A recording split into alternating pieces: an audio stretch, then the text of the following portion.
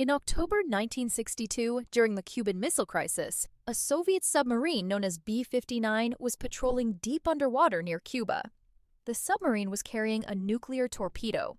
At the time, U.S. naval forces were dropping practice depth charges nearby. Their goal was to force the submarine to surface, but the crew of B-59 had no contact with Moscow and no way of knowing this. Inside the submarine, conditions were extreme. Temperatures were high, oxygen levels were dropping, and the crew had been underwater for days. The captain believed war may have already started. To launch the nuclear torpedo, 3 senior officers had to agree. 2 of them believed a nuclear strike was justified. The third officer was Vasily Arkhipov. Arkhipov disagreed. He argued that there was no confirmation of nuclear war, and that launching the torpedo would almost certainly trigger one. He refused to give his approval. Because of that decision, the submarine surfaced instead of firing.